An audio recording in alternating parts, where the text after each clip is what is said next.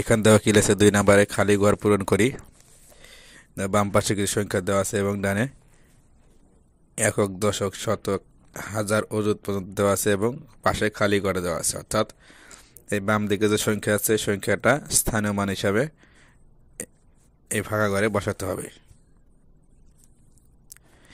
তাহলে দেখো প্রথমে কি আছে 13,457। এটা আমরা স্থানীয় মান কিভাবে করব, দেখো ডান দিক থেকে আমরা স্থানীয় মান ধরবো একক, দশক, শতক, হাজার, অযুত এভাবে। তাহলে একক স্থানে কত আছে 7। এই 7 আমরা এই একক স্থানে যে ফাঁকা ঘর আছে এখানে বসাবো। দশক স্থানে কত আছে 5। এই 5 আমরা এই যে দশক স্থানে যে ফাঁকা ঘর আছে এখানে বসাবো। এরপরে শতক স্থানে কত আছে 4। 4 আমরা এই শতক স্থানে যে ফাঁকা ঘর আছে এখানে লিখবো। এরপরে আছে 3। 3 কত হাজার স্থানে আছে, দেখো এই হাজার স্থানে যে ফাঁকা ঘর আছে এখানে আমরা 3 লিখবো। এরপরে অযুত। অযুত স্থানে কত আছে 1। 1 আমরা এই ফাঁকা ঘরে লিখবো। এভাবে আমরা এই সংখ্যাগুলো এই ঘরে পূরণ করব। তাহলে পরেরটা কত আছে দেখো একক, দশক, শতক, হাজার। এখানে হাজার পর্যন্ত আছে, অযুত কিন্তু নাই। অযুত যেহেতু নাই আমরা এখানে লিখবো না।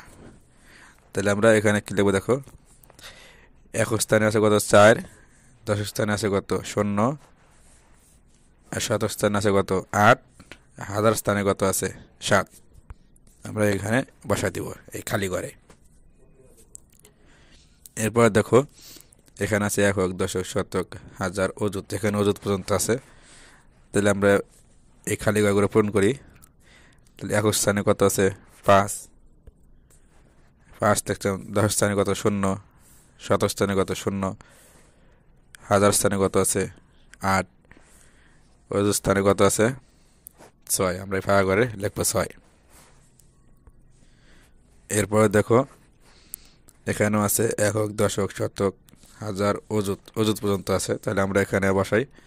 একক স্থানে কত আছে 2। এই 2 আমরা একক স্থানে ফাঁকা ঘর আছে এখানে বসাবো। এরপরে দশক স্থানে আছে কত 4।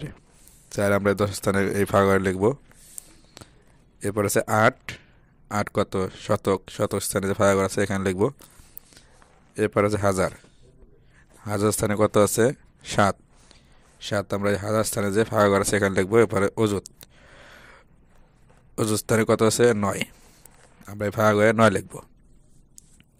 তাহলে আমরা এভাবে এই ঘরগুলো পূরণ করব।